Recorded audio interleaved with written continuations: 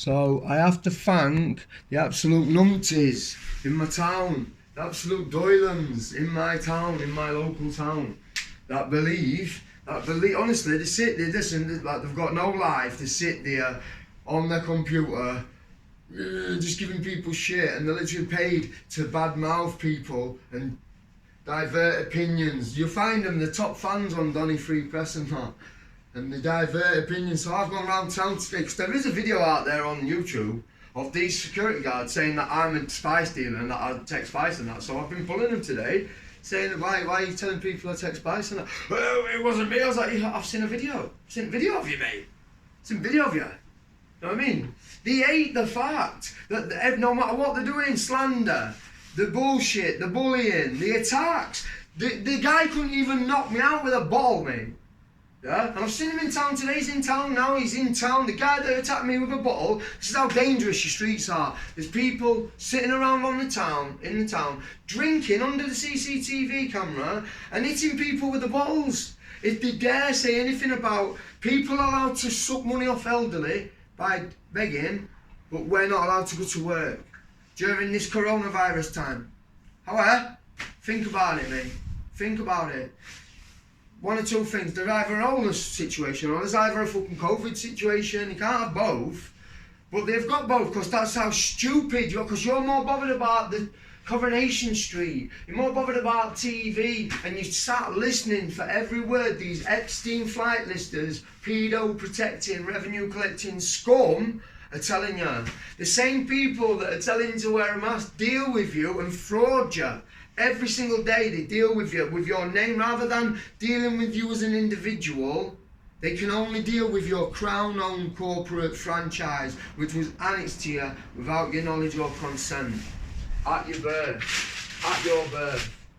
You know what I'm saying? You know what I'm saying? Right. I just want to read an excerpt of one of my notices for these corporate dogs. Offence by corporations, where any offence under any act committed by a corporation is proved to have been committed with the consent or connivance of any man purporting to act in any such capacity, he as well as the corporate name shall be guilty of that offence and shall be liable to be proceeded against accordingly.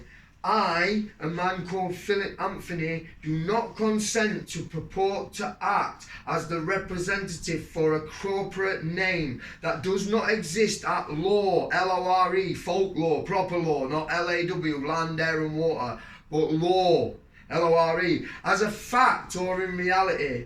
A fiction signified as Mr. Philip Anthony Hartley, a presumption of corporate contractual policy called law, L-A-W, land, air, water, a belief contrary to God's truth, may the Lord be praised, being represented by ignorance through want of knowledge.